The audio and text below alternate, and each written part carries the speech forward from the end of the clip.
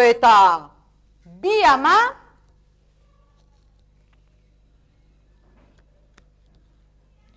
edo lau ume. Bat, bi, hiru eta lau. Baina nire umeak oso beldurtiak dira, ezin dute bakarrik jun. Orduan, ama bat eta bi ume izan beharko dute. Eta honela, ama bat eta bi umeak.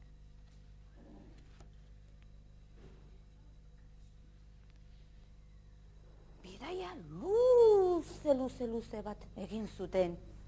Luze egin zuten. Munduko zokorik ederrenak ezagutu zituzten. Baina, egun batez, trena hondatu egin zen. Eta gaua,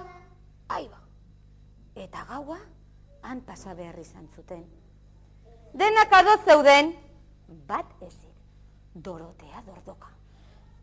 Dorotea Dordoka oso dordoka fina zen, eta musika izugarri gustatzen zitzaion. Eta, ohe baten bila zebilela, musika entzun zuen pentagrama enea etxean. Eta ara joan zen. Eta han zer gertatu zen, zuek ondo dakizute, eta ez dizuet berriro kontatuko. Badakizute zer gertatu zenan. Hori da. Eta bukatu zanean bidai guztia, herrira bueltatu ziran, pozaren pozez Dordoka guztiak, baina arazo bat izan zuten bidaian, erropa aldatzeko aukerarik ez zuten izan. Bidai egitera joan ziran, baina arropa aldatzeko aukerarik ez zuten izan. Eta aurrerantzean, arazo hori konpontzeko erabaki bat hartu zuten. Maletak eramatea.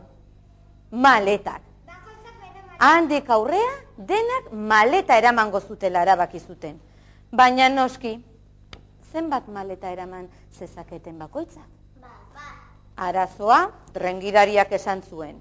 Maleta bakoitza, Dordoka kaina okupatzen dute. Orduan, maleta haundi bat. Edo bi maleta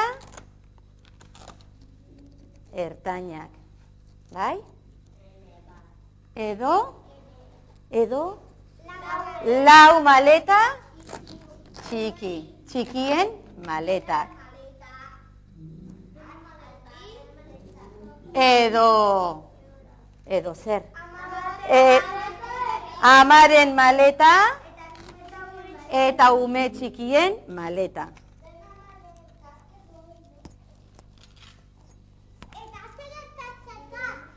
Baina noski, maletak ez dira bakarrik bidaia egitera joango.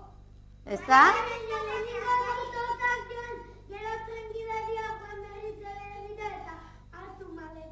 Ba begira.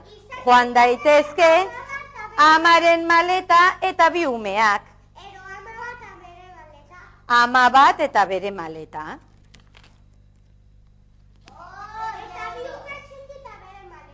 Bi ume txiki eta bere maleta. Hau amaren maleta da. Bi ume txiki eta bi maleta txiki.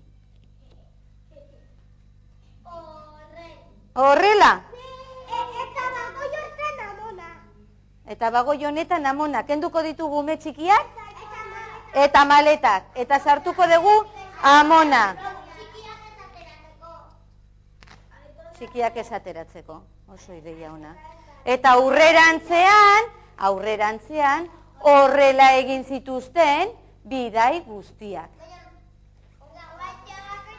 Amonaren maleta dago eta amona atzean dago. Gero aldatzen joan gaitezke.